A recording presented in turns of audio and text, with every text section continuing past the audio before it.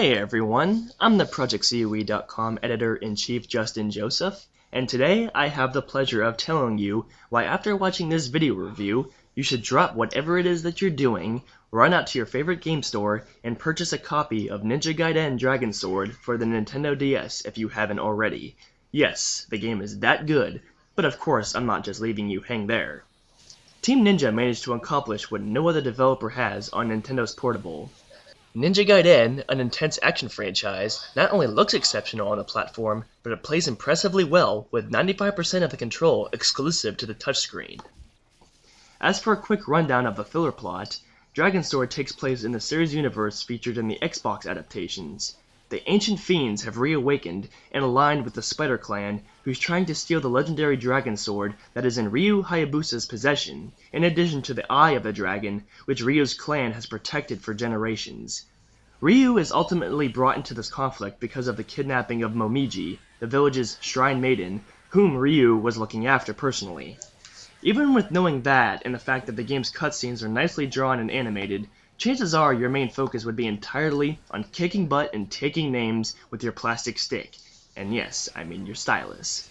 With the exception of blocking, which can be done with any face button or D-pad direction, everything Ryu can do is handled with stylus input. Making him move is done the same way you did with Link in Phantom Hourglass. His basic horizontal and vertical slash combos are executed by simply swiping over your enemies that appear on screen. If you want to jump, it's advisable to gently draw upwards on the hardware, and as a first for Ninja Gaiden, Ryu can leap once and again when airborne. For platforming necessities and avoiding hazards, jumping doesn't work quite right, but when you're in the heat of battle, it can very well save your life. Those are just low-level maneuvers you can do though, as Ryu has a handful of slick techniques that not only look awesome, but put a hurting on whatever enemies feel them. The first is the Cicada Drop, which is a combo of jumping and swiping the stylus downward to have Ryu slam to the ground with his sword, causing damage and a knockdown effect for any close-by foes. Or you could do the same initial action, but instead draw horizontally for a Flying Swallow, which essentially has Hayabusa fly towards whatever you've swiped at for quick, effective damage. However, you can also make like Naruto's Rock Lee when he does the primary Lotus by first slashing your sword downward, then popping your victim up, swiping up again to chase after it, and then watch an upside down pile driver into the soil below.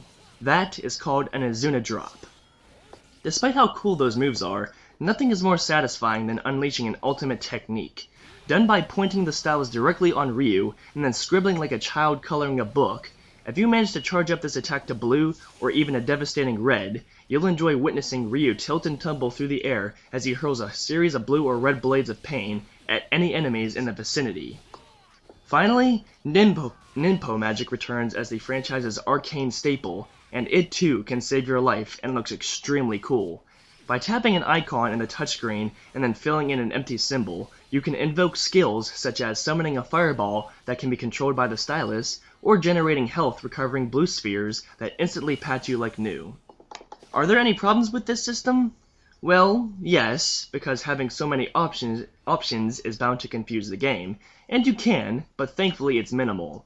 If it's ever a glaring problem, you'll notice it when walking towards an area's section's draw distance. If you encounter an enemy, not only is it very tough to see what the heck you're doing, but Ryu will likely not do what you want him to. But less so mechanic-specific problems, you'll have to deal with severely inconsistent balance and difficulty. I have no problem with Team Ninja wanting to challenge gamers with Dragon Sword, but when the first half of the game is a relative cakewalk, chapters 7 through 10 are quite aggravating, 11 and 12 are relative pushovers, and the final boss can be too, something's up. Either make the difficulty steadily increase, or have it so common enemies are a decent challenge and the bosses give you a run for your money. Not the crap this game pulls, which could be enough to make you want to chuck your DS sometimes. Oh well, no game can ever be perfect, and this one isn't either. How about the audiovisual presentation then? Well, to be blunt, it's absolutely incredible. I respect Team Ninja for having the guts to cheat with regards to the visuals because they're amazing. What they did was create three-dimensional character models and boss fights, but everything else is either a two-dimensional background or isometric sprite. It works so well despite the gameplay hitches with draw distance.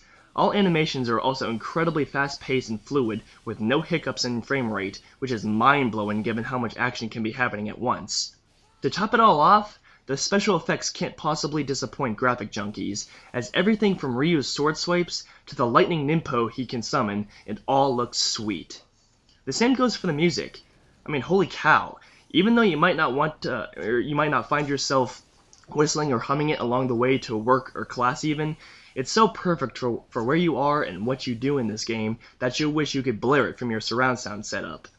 Even despite the slightly disappointing lack of voice work, a few words are spoken, and somehow the characters' grunts and other vocal emotions do well to build their personalities over time.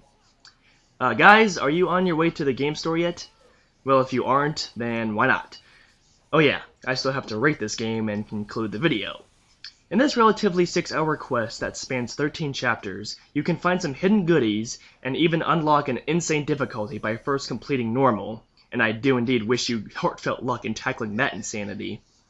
So with everything I've said here, it's really no surprise that Ninja Gaiden Dragon Sword earns a Project COE Silver Medal with an 8.7 on 10. Okay, now seriously, go buy this. Thanks for tuning in, fellow gamers and COE fans. I hope you enjoyed and agree with what I had to say about this game.